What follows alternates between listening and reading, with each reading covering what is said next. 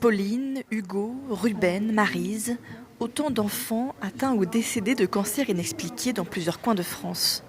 Stop au cancer de nos enfants, le collectif de Sainte-Pazanne n'est enfin plus seul dans son combat. Et pour Séverine, qui a perdu son fils de 12 ans d'un lymphome rare, ça change tout. C'est impressionnant aussi de voir, même si on n'est peut-être pas aussi nombreuses que ce qu'on aurait voulu, de voir l'énergie qui est déployée par ces gens et leur volonté de faire bouger les choses et de se faire entendre. Donc ouais, c'est très touchant tout ça.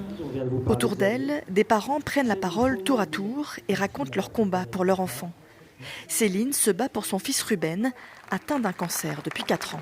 On aimerait bien savoir pourquoi. Si c'était génétique, qu'on nous le prouve, qu'on essaye de chercher dans notre patrimoine génétique de la famille. On a rencontré un généticien il y a à peu près 2 mois qui est incapable de nous donner des réponses, qui nous dit on ne sait pas où chercher, on ne sait pas, on ne connaît pas le gène qui provoque la leucémie. Séverine et Mathilda, du collectif de Sainte-Pazanne, étaient partis ce matin de Nantes.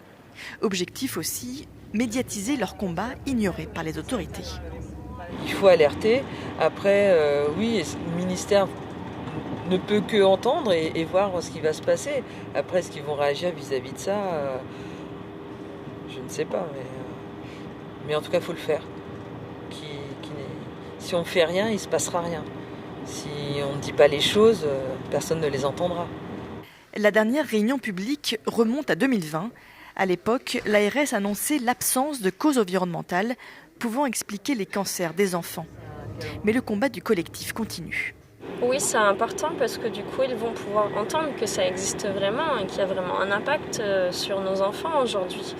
Et on ne peut pas le laisser de côté parce que nos enfants, c'est quoi ? C'est l'avenir, quoi qu'il en est. Et s'il n'y a pas d'avenir, il n'y aura plus rien, ça veut dire.